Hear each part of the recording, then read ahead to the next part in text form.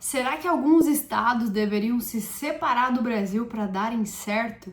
Eu me chamo Isadora Piana, sou bacharel em Direito e hoje eu vou conversar com você sobre esse assunto que está em alta e é extremamente polêmico. Será que tem como alguns estados da nossa federação se separarem? Eu quero falar com vocês hoje sobre a importância da reforma do Pacto Federativo para o desenvolvimento dos entes federados. Termo difícil, não é mesmo? Então vamos traduzir. Basicamente é o seguinte: será que se a gente tivesse mais autonomia legislativa e financeira nos estados e municípios, e se o poder não tivesse tão concentrado em Brasília, será que a gente não viveria muito melhor aqui no Brasil? Então eu vou te ajudar a entender vários conceitos por trás dessa teoria. Eu vou falar, não é só uma teoria, não é um sonho distante, viu? É possível fazer isso aqui no Brasil, de dar mais autonomia para os estados, sem separar os estados. Agora, vamos entender como e principalmente vamos entender o porquê que isso é tão importante? Primeiro a gente precisa entender qual é o problema central por trás dessa tese. E nada mais é do que o centralismo político-administrativo brasileiro. Em outras palavras, tá tudo concentrado em Brasília. Poder decisório, recursos, e aí eles ficam discutindo lá os 500 e tantos deputados, os 80 e tantos senadores, para onde que tem que ir e como que a gente tem que viver a nossa vida. Isso é muito complexo, porque a gente tem hoje uma extensão territorial gigantesca, né? Pessoas das mais diversas culturas e não tem problema nenhum nisso. Acontece que Brasília quer delimitar como todos os estados têm que viver. E aí eu pergunto para vocês, por que nós deveríamos reformar o Pacto Federativo? Bom, a principal justificativa é que os entes federados são prejudicados pela falta de autonomia. Por isso, torna-se relevante pesquisar acerca dos impactos do centralismo brasileiro. Eu tive a oportunidade de estudar sobre esse assunto e eu falo para vocês que é fascinante, porque me dá muita vontade de sonhar com um Brasil muito melhor. É literalmente a solução que a gente precisa para tornar o Brasil mais livre e mais desenvolvido. Então vamos lá, nosso objetivo geral é compreender um pouquinho a importância da reestruturação do pacto com o objetivo de redistribuir algumas competências entre os entes federados. Vamos começar do início. O que é o federalismo, né? Federalismo nada mais é do que uma forma de organização de Estado. Quando eu digo Estado aqui, eu estou me referindo ao governo como um todo, né? Então, desde prefeito, vereador, governador, presidente. É a forma como a gente se organiza aqui no Brasil. E a República Federativa do Brasil é formada pela união indissolúvel de estados e municípios.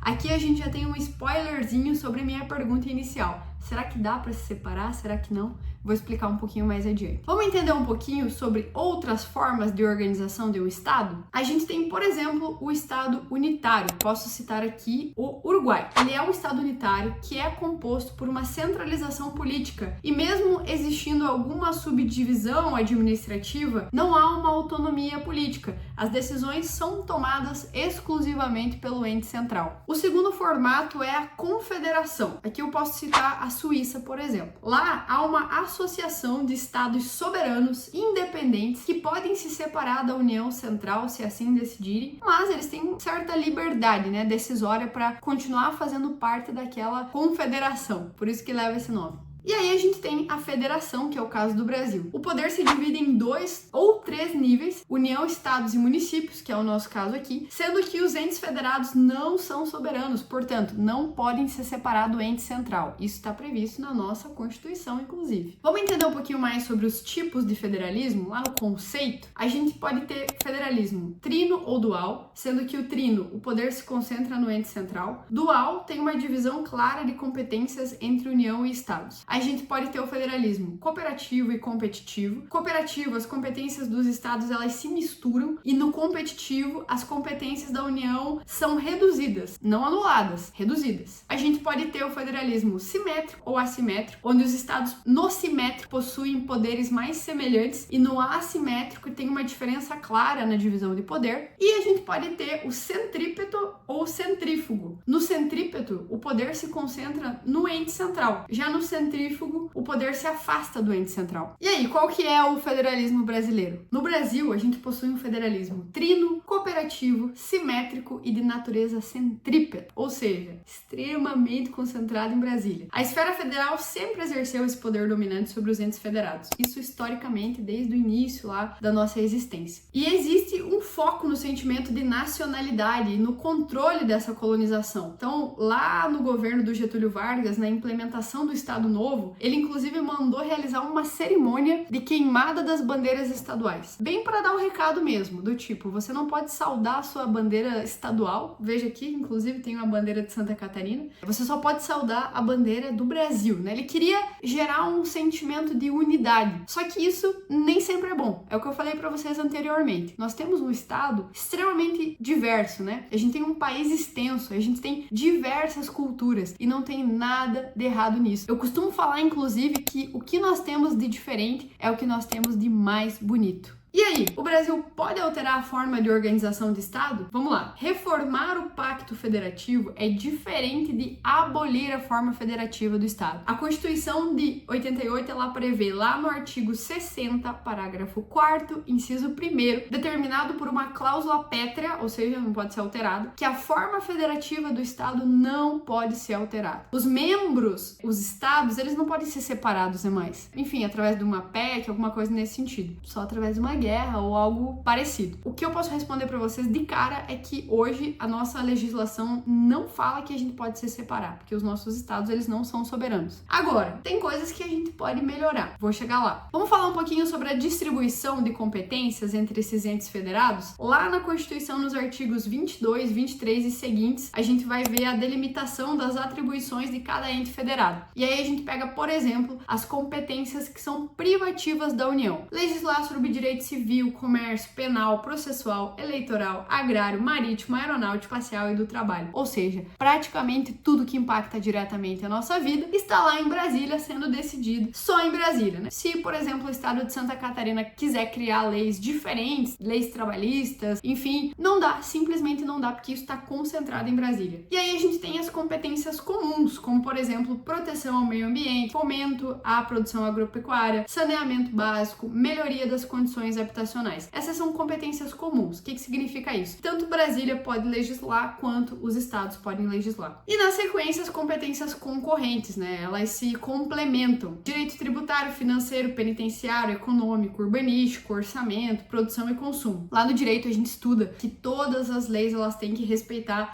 sumariamente a Constituição, né? Tem até a pirâmide que prevê como que as leis têm que ser criadas dentro do nosso ordenamento jurídico. Mas uma coisa é fato, tá tudo muito centralizado em Brasília. E olha só esse mapa para vocês espiarem uma coisa muito interessante. Tem estado que manda recurso para Brasília, mas que não tem força para poder trazer o recurso de volta. Por quê? Porque não tem tantos representantes lá na Câmara. Agora imaginem só que a Bahia chega com uma demanda de asfalto ou de, enfim, água, qualquer coisa. E aí Santa Catarina também tá precisando de uma demanda de asfalto e de água. Quem vocês acham que vai levar? Obviamente é Brasília, porque eles têm mais força política, né? A quantidade de deputados que representa aí Brasília é maior do que a quantidade de deputados que representa Santa Catarina. Então a gente já sai aí sendo prejudicado. Mas e aí, qual é a solução? Qual é o modelo ideal? Eu cito aqui para vocês uma comparação entre o federalismo americano e o federalismo brasileiro. O federalismo americano, ele é muito mais descentralizado, né? Tanto que lá é dual, competitivo, assimétrico e de natureza centrífuga, enquanto no Brasil o federalismo é trino, cooperativo, simétrico e de natureza centrípeta. Ou seja, lá os estados têm mais autonomia do que aqui, tanto que você percebe que tem estados que têm, por exemplo, pena de morte, regra para porte de arma, e outros estados não. Então cada estado consegue se organizar muito melhor de acordo com a sua cultura. Há um equilíbrio na distribuição dos recursos, coisa que aqui muitas vezes não acontece, né? A gente tem vários casos de estados que enviam muito dinheiro e recebem pouquíssimo de volta, praticamente sustentam outros estados. E nisso a gente está dando um incentivo muito ruim para aqueles estados que muitas vezes não conseguem ser autossuficientes, que não conseguem se desenvolver. Enfim, basicamente nos Estados Unidos, ter uma cultura heterogênea não é um problema, não é visto como um problema. Já que no Brasil é. A gente tem essa questão de que